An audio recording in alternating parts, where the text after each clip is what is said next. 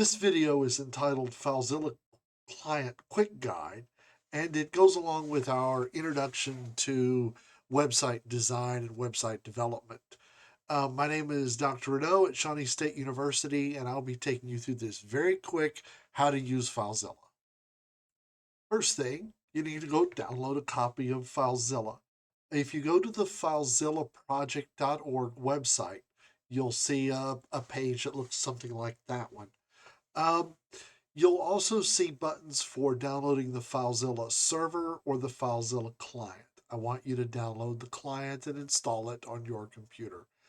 There's a version for Windows, there's a version for Mac OS, there's a version for Linux.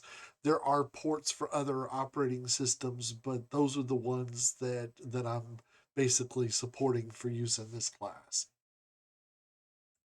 When you first open up FileZilla, it looks like this. Um, and I've basically identified the 6 main sections of the FileZilla screen, just so you know what you're looking at. I know this looks complex, but when you really understand what it's doing, it's not really.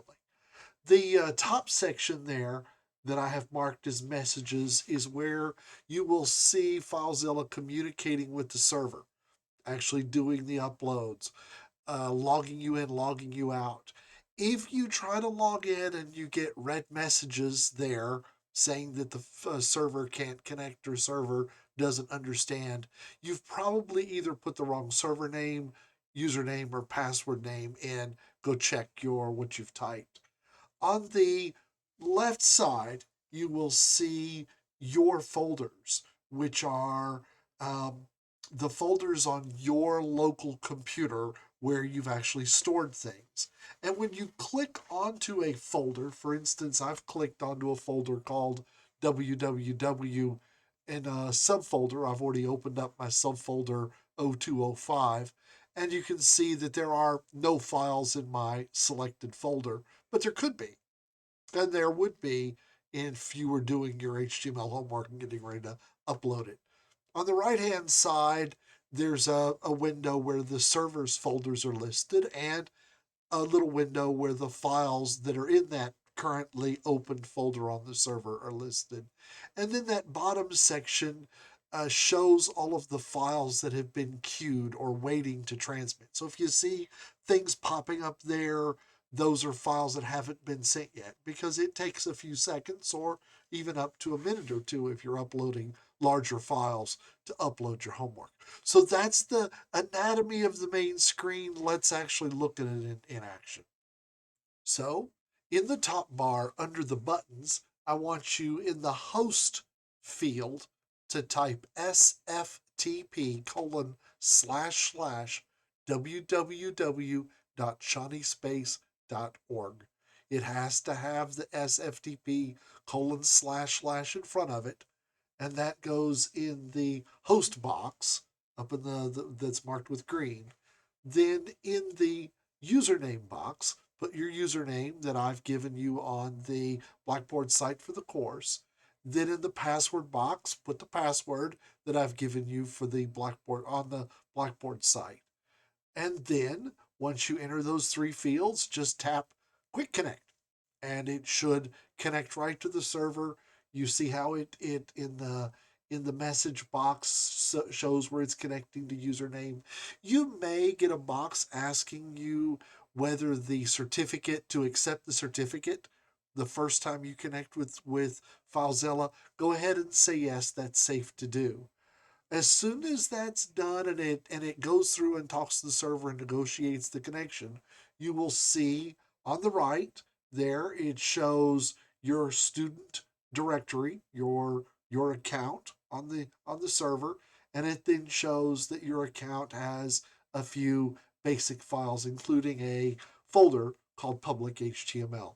Again, if you don't connect, check your password, check your user ID, and check to make sure that you've typed in the correct server address. Now, when you come back the second time, all you have to do is click on that little arrow next to Quick Connect and drop it down. You can choose yourself and it'll log you in, saving the password if you've elected to do that when FileZilla asks if you want it to save your password.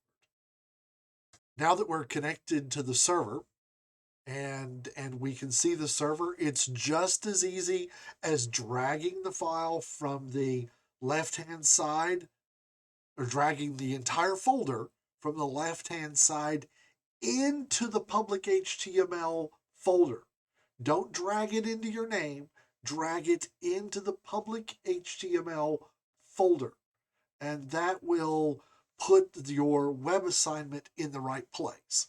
If you upload it into your account but not in the public HTML folder, the web server can't see it and you can't access it remotely. If you lose something on your personal computer and need to bring it back from the server, just drag it back, no problem.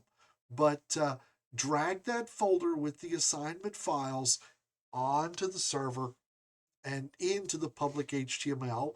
You'll watch the files actually transfer for a moment. And then you can click on public HTML, and down below, where I've marked area 3, you'll see what's been uploaded. So you can see that folder. And if you click on that folder, you can actually see what's in that folder. Once you've done the upload, then you can go into your web browser and type the URL to that folder and open up the assignment in a web browser. This concludes my really brief introduction to how to use FileZilla. If you have any questions, you can contact me via Blackboard or via the universities. My syllabus has all my contact information. Or you can contact me at jrenault@shawnee.edu. Thanks a bunch. Have a great day.